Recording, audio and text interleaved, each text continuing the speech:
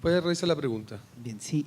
Para la expositora de México, mi pregunta es, ¿cuáles serían las razones para ubicar estos servicios, en particular en la Secretaría de Seguridad Pública? Porque pareciera ser que, de acuerdo a la exposición que dio Natalie, en Estados Unidos se garantizaba, para los efectos de buscar la neutralidad, digamos, no se establecía estos organismos ni en el Ministerio Público ni en la Defensoría. Entonces, no me quedó claro en la experiencia mexicana la razón para ubicar este servicio precisamente en esta Secretaría de Seguridad Pública. Pareciera ser un poco contradictorio con ciertos principios que en un sistema acusatorio adversarial se regirían, digamos. Y eso.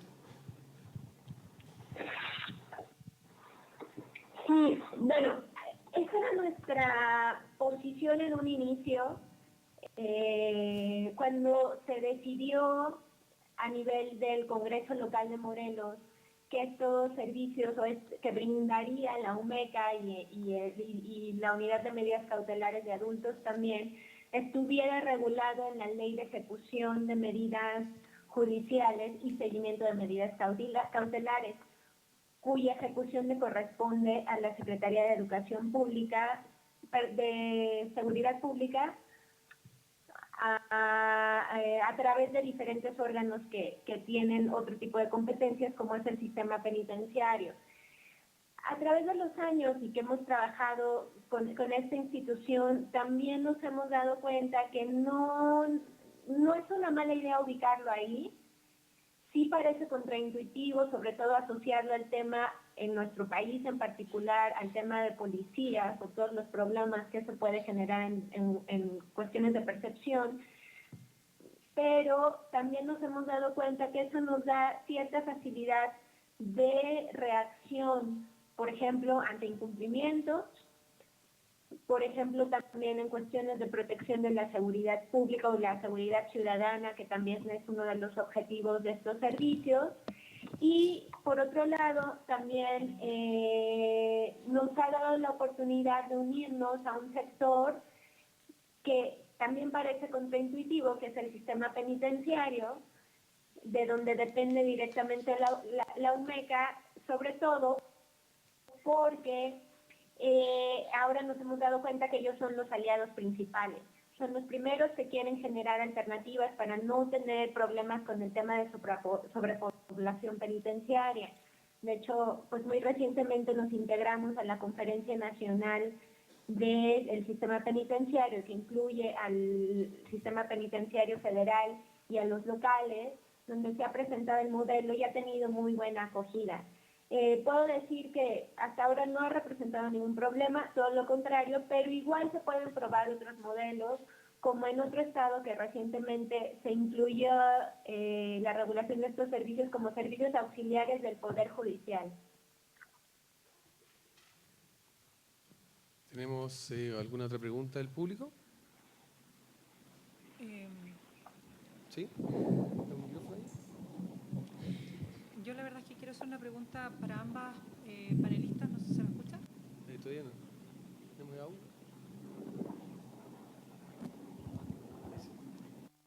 Una pregunta a ambas panelistas, y lo hago desde una perspectiva muy particular porque soy juez oral.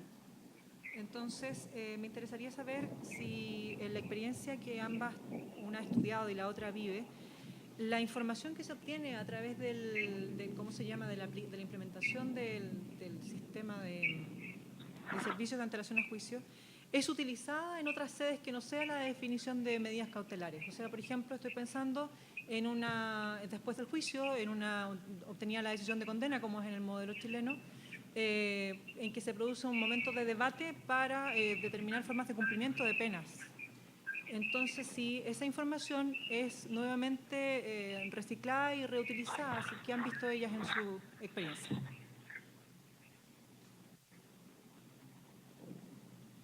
No sé quién me... ¿Se entendió la pregunta, Ana? Perdón, no escuché la pregunta. Ya, quizás podemos seguir con la respuesta de Natalie Reyes. No, a ver, mi pregunta es si la información que se obtiene por el sistema se utiliza para otro momento procesal que no sea el de la definición de medidas cautelares. Estoy pensando, después de la audiencia del juicio, en forma de cumplimiento de condena, por ejemplo. Si ese tipo de información ustedes han visto que se recicle para ser utilizada por los jueces ya al fondo.